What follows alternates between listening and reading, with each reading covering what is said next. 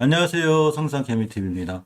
자, 부터 우리 채널이 HLB 그룹주 한 섹터라고 국제뉴스나 이 국내 뉴스를 통한 시장 주도주, 테마주 발굴 섹터라고 바이오주 섹터를 이번 주부터 신설해서 바이오주에 관한 이슈라든가 뉴스 이런 걸 꼼꼼히 챙겨보려고 합니다.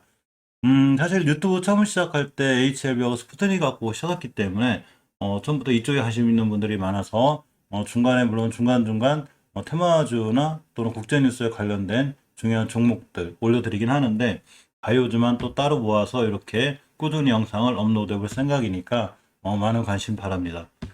자, 유럽의 이 코로나 상황이 심상치 않죠. 아까 HLB 영상에서 말씀드렸는데 자, 시사저널에 출처고요. WHO가 경고를 했습니다. 유럽에 또 팬데믹 진원지가 됐고 50만 명까지 사망할 수 있다는 자, 가능성을 얘기했습니다. AP 등 외신에 따르면 한스클룩의 WHO 유럽 담당 국장이 덴마크 코페한하겐에서 개최된 기자회견에서 유럽 지역에서 확진자 수가 다시 기록적인 수준에 근접하기 시작했고 전환 속도도 매우 우려가 된다는 이런 얘기를 했죠. 자, 그만큼 코로나가 쉽게 종식되지 않죠. 전 세계적으로 우리나라를 비롯해서 위드 코로나로 많이 전환이 됐는데 유럽 각국들도 특히 위드 코로나로 전환이 되면서 지금 독일에서도 코로나가 굉장히 심하게 확산되고 있는 이런 상황이고 영국, 프랑스 등 전부 다 프랑스는 그나마 위드 코로나 전환해서 덜 하긴 한데 영국이나 이 독일 같은 경우는 굉장히 심하게 코로나가 확산되고 있는 게 사실입니다. 어제 뉴욕 증시는 제법 잘 끝났는데 사실 뉴욕 증시가 잘 끝난 중심에 화이자가 있었죠. 이 화이자가 코로나 이 알약 치료제 개발이 이 치료 효과가 상당히 있는 걸로 알려졌고 머크보다도 우수하다는 걸로 알려지면서 일단 고용 지표도 호조가 됐고 경제 재개에 대한 기대감 이런 걸 뉴욕 증시는 올라갔지만 자 화이자가 반대가 되는 모더나 머크 같은 또 노바백스 경쟁 백신 관련주들은 또 많이 급락을 하는 이런 상황이 되었습니다. 실질적으로 SK바이오사이언스에 대한 좋은 이 기사들이 뜨긴 하는데 자, 이렇게 연합뉴스의 계승현 기자님의 출처고요. SK바이오가 코로나 백신 임상 1상에서 면역 원성 안전성을 확인하였습니다. SK바이오사이언스는 개발 중인 신종 코로나 바이러스 감염증 GBP510이 임상 1, 2상에서 면역 완성과 안전성을 보였다고 밝혔죠. SK바이오사이언스가 고대 구로병원 등 14개 임상기관에서 건강한 성인 328명에게 GBP510과 다국적 제약사의 면역증강제 GSK죠. 함께 투여한 결과 이 중 99% 이상에서 코로나 바이러스를 무력화하는 중화학자가 형성된 것을 확인했습니다. 자, 이만큼 이 SK바이오사이언스의 좋은 기사들인데도 불구하고 금방 말씀드린 대로 사실 백신 관련주들의 흐름이 월요일날 좀 보긴 봐야 될 것 같은데 화이자는 실제로 급등했어요. 이 코로나 이 알약 먹는 치료제가 머크보다도 효과가 좋다는 이슈와 함께 10%대 급등을 했지만 결국 백신 관련주이제 경쟁자 업체인 이 머크는 역시 마이너스 한 9%대 급락을 했고요. 모더나 같은 주식들 그러고 이렇게 보시면 모더나도 거의 마이너스 16%대까지 밀려는 굉장히 급락했죠. 한 3일 정도 거의 급락한 것 같아요. 어제도 급락했지만 이틀 전에도 급락했지만 어제도 꽤 크게 급락을 했고 노바백스까지도 역시 마이너스 11%대 급락하는 굉장히 안 좋은 상황에서 끝났습니다. 따라서 월요일날 우리나라 백신 관련주들이 어떻게 될지 모르겠지만 SK바이오사이언스의 어떤 저런 좋은 이슈에도 불구하고 0.58%좀 밀렸죠. 일단 SK바이오스의 추세는 월봉에서 5개선 위에 있기 때문에 아직은 잘 살아있어요.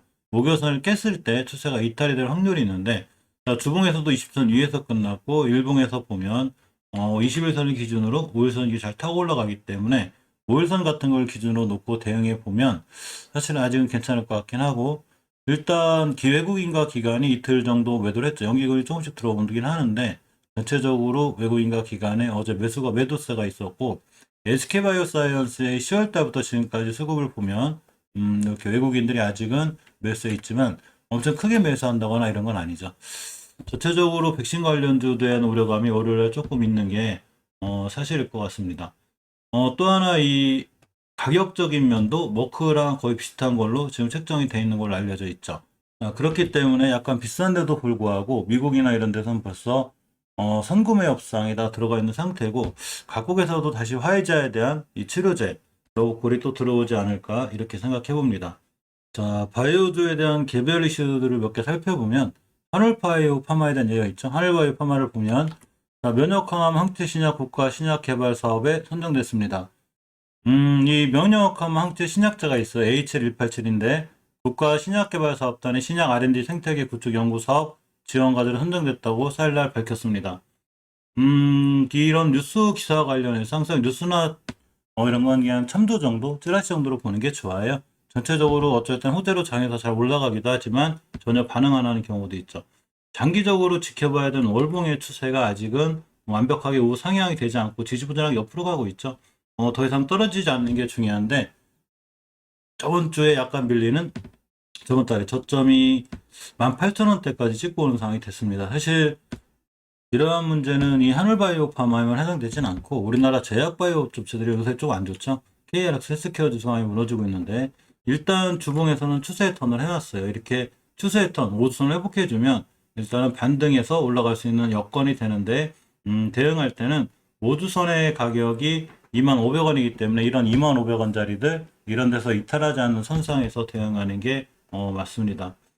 역시 대원제약도 이 코로나 치료제 임상 이상에 대한 이 기대감이 좀 있죠. 환경바이오 인사이트의 기사고요. 대원제약이 먹는 코로나 치료제 임상 이상을 눈앞에 두고 있습니다. 식약처가 이 티지페논에 대한 임상 계약 승인을 냈고요. 또 이 대웅제약 제네셀도 역시 개발 속도를 내고 있죠. 국내 제약바이오 업체들이 먹는 코로나 치료제 개발에 속도를 내고 있는데 미국 MSD, 머크의 몰라피루비라 그리고 금방 말씀드린 화이자의 이 먹는 코로나 치료제 개발이 있었고 국내 제약사들도 조금 다급해졌다는 이런 얘기가 있습니다. 국내 먹는 코로나 치료제 개발 현황을 보면 대웅제약이 카모스타트 임상 3상, 신풍제약이 피로니라딘, 그리고 알테스네이트가 임상 3상, 역시 대원제약이 페노피브레이트 콜린 임상 2상, 죄송합니다. 아까는 대웅제약이고요. 자, 진원생명과학이 제누졸락 임상 2상, 제넨셀이 단팔수의 50%가 에탄올 건조 X 임상 2, 3상. 자, 업계 식약처의 기사고요. 이렇게까지 우리나라에서는 진행이 되고 있는 걸로 알려져 있습니다. 국내에서도 좀 좋은 치료제들이 나와서 좀 성공들 해서 세계적으로 우뚝 서는 바이오 기업들이 하는 개인적인 바람이 있습니다. 자, 일동제약에 대한 얘기가 있는데, 자, 매출의 18% 정도를 전부 다 R&D에 투자한다고 합니다. 그래서 혁신, 신약 개발에 박차를 가하고 있다는, 자, 이런 기사들이 있죠. 이코노미스트의 출처고요. 자, 이당 일반 의약품이 아로나민으로 잘 알려진 일동제약이 빠르게 신약 개발 회사로 변모하는 중이라고 합니다. 국내 제약회사 중에 가장 적극적인 연구개발 투자에 나섰고 일동제약 그룹 내 다양한 R&D 조직을 신설해서 고도화된 연구개발 기능을 수행하는 구조를 만들었다고 합니다. 머지않아 일동제약을 대표하는 이 글로벌 혁신 신약이 등장할 것이라는 기대감도 있고 올해 R&D 투자금이 거의 1,000억을 넘는 엄청나게 투자하고 있는 거죠. 이코노미스타의 출처에 따르면 이렇게 연구개발비가 거의 2016년도 212억 원에서 2021년 거의 484억 원까지 엄청난 R&D 비용을 투자하고 있고 이 주요 파이프라인 이제 당뇨병이라고 녹내장, 안구건조증, 파킨슨병, 고형암 등 이렇게 다양한 파이프라인을 구성하고 있는데 새로운 신약 개발에 이런 기대감, 좀 이슈들이 있는 이런 회사가 되죠. 일동제약의 차트를 잠깐 살펴보면 역시 월봉에서 대바닥을 그렸죠. 완바닥, 투바닥, 대중바닥 그려놓고 추세를 전환해주는 5개선 뚫고 나가고 있는데 역시 5개선을 얼마나 잘 지켜주고 안착하느냐에 따라서 추세를 잘 유지할 수 있습니다. 주봉에서는 저번 주 종가상 20주선을 돌파했는데 이거는 굉장히 좋은 지표죠. 우리가 추세를 이렇게 틀어서 나갈 거야 라는 좋은 지표가 되기 때문에 일동제약의 저런 기사들도 있지만 일동제약이 또 얼마 전에 이 긴 꼬리를 다는 큰 음봉이긴 해도 역시나 좋은 거래량이 들어왔고 추세는 일단 상향으로 틀어놓는 게 맞아서 약간 기대해 볼 만한 이런 주식이기도 합니다. 셀리버리에 관련한 기사가 있어 살펴보려고 합니다. 이 셀리버리가 글로벌 제약사로부터 치료제 라이센싱을 제안받았다는 뉴스의 기사가 있습니다. 신한석 기자님의 글이고요. 자, 셀리버리가 바이오 파트너링 행사인 바이오재팬과 바이오유럽에서 자사의 플랫폼 기술인 양리물질 생체내 전송 기술에 관심을 가진 30여 개국의 글로벌 제약사들과 파트너링 컨퍼런스를 가졌다고 어제 밝혔죠. 회사 측이 파트너링 행사에 앞서서 영국 코방스에서 분석한 혈내 장벽 투과와 뇌 전송류 데이터 패키지를 라이센싱 협상 중인 글로벌 제약사 4곳에 전달했고 놀라운 결과라는 반응을 보였다고 전했습니다.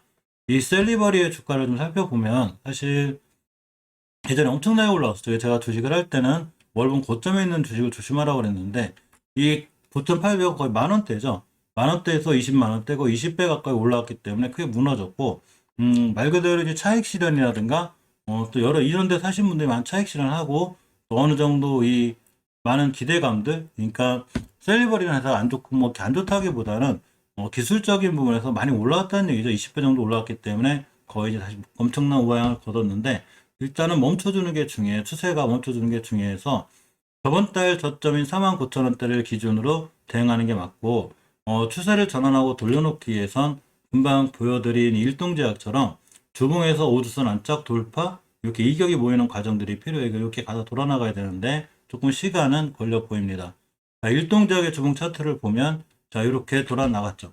5주선 돌파해주고 이렇게 20주선까지 안착해주고 이래야 이제 추세가 턴이 됐다고 보여지는데 셀리버리는 아직도 전체적으로 추세가 우하향이라 멈춰주고 돌아서 턴할 때까지는 아직 매수는 금지고 완벽하게 추세 턴할 때 매수해도 늦지 않을 것 같습니다. 아이큐어가 이 세계 최초의 도내 패치 개량 신약 품목 허가를 승인받았습니다. 2대1리 박정수 기자님의 글이고요. 폴스학 상장사 아이큐어가 개발한 알츠하이머 치매 치료제 도네패칠 패치가 자 식약처로부터 정식 품목허가를 승인했다고 어제 밝혔습니다. 자, 도네패칠 패치 품목허가 승인이 지난 4월 신청 후에 약 7개월 만인데 이번 승인으로 도네패칠 패치가 세계 최초 상용화에 성공한 타이틀을 가지게 되었습니다. 어제 아이큐어의 이 차트를 잠깐 보면 자 추세가 월봉에서 보면 이 우하향으로 무너지다가 우리가 장기적으로 추세를 지켜줘야 되는 자리가 필요한데 바로 20개월 선이죠. 이 자리를 저번 달에 꼭 긴 꼬리를 달고 지켜줬고 이번 달에 급등했습니다. 역시 주봉에서도 추세가 턴을 했죠. 추세가 돌아섬으로 인해서 이렇게 20선 돌파해줬는데 만약에 이 바로 급등하지 못하고 밀려서 20주선까지 밀렸다 다시 돌아나가면 다시 눌림목에서 매수할 수 있는 중요한 매수 타이밍이 됩니다. 엄청난 대량 거래가 들어왔죠. 앞에 있는 웬만한 거래량을 다 접어먹는 거래량과 거래 대금이 실렸습니다. 주식에서의 변화는 항상 거래량과 거래 대금으로 볼 수 있는데 이렇게 급등할 때 쫓아가기보다는 5일선까지 밀리거나 눌림목 졌을 때 한번 관심 가져보면 아이큐에 대한 이 추세는 일단 꽤 오랫동안 하향하다가 다시 추세를 돌아서 나가는 이런 모습이기 때문에 좀 중장기적으로 관심 가져도 되고 물론 어떤 경우든 20주선이나 5주선 이탈하게 되면 다시 추세가 꺾이기 때문에 이런 상황을 놓고 대응하면 좋고 일봉에서는 가깝게는 5일선을 깨거나 20선 깼을 때는 손절을 하고 이렇게 비중을 줄이는 이런 전략들이 좀 나아 보이지 않나 이렇게 생각해 봅니다. 자, ABL 바이오에 관한 기사에서 볼 건데 급성 골수성 백혈병 자 이런 게 신약 후보 전임상 결과를 공개하였습니다. 미국 혈액학회에서 다음 달 10일에서 14일 포스 형식으로 발표가 될 예정인데 급성 골수성 백혈병 신약 후물질인 ABL60의 전 임상 결과를 미국 혈액학회에서 포스로 발표할 예정이라고 밝혔죠. 이 ABL60가 이 CLL1과 CD3를 표적하는 면역 항암 이중 항체 치료제라고 합니다. 자, ABL 바이오의 이 차트를 잠깐 보면 월봉에서 봤을 때 이 저번 달에 이 다중바닥, 투바닥을 그려놓고 좀 회복해주고 있죠. 근데 사실 월봉 바닥에서 기술적으로만 봤을 때 이러한 20개화선 자리를 뚫고 나가기가 굉장히 힘들어요. 주봉에서 보면 전 고점 근처에 있고 일봉에서 보면 일단은 잘 급등해주고 있는데 일단 전고점을 못 뚫고 맞고 떨어지면 주식은 항상 전고점 맞고 떨어졌다 제일 위험하기 때문에 떨어지면 241선이나 21선까지 눌림목 줄 때, 즉 조정 후에 돌아 나갈 때 매수해 주는 게 좋고 아주 가깝게 단기 단타 대응하실 분들은 5일선 기준으로 대응하면 좋을 것 같습니다. 주봉에서는 추세를 틀어놓은 게 맞아요. 자, 다중바닥인 투바닥을 그려놓고 돌아 나갔고 특히 저번 주에 60주선을 돌파하는 게 의미가 있는데 기술적인 면에서만 접근을 봤을 때는 60주선 이탈하지 않는 선상에서 매수, 깨면 바로 손절 이렇게 대응하면 좋은 결과가 있지 않을까 싶습니다. 항상 손절 라인은 잡아놓고 하는 게 좋고 손절 라인을 잡아놓지 않고 손절을 못하게 되면 나중에 우리가 생각도 못한 이슈에서 무너질 수도 있으니까 특히 항상 손절 라인은 잘 잡고 대응하는 게 좋고 손절 라인을 깨서 만약에 매도했는데 바로 급등하거나 하는 경우도 있는데 그걸 너무 아까워하거나 그렇게 하지 말고 다시 추세가 돌아 나가거나 틀어질 때 매수하면 좋은 결과가 있기도 합니다.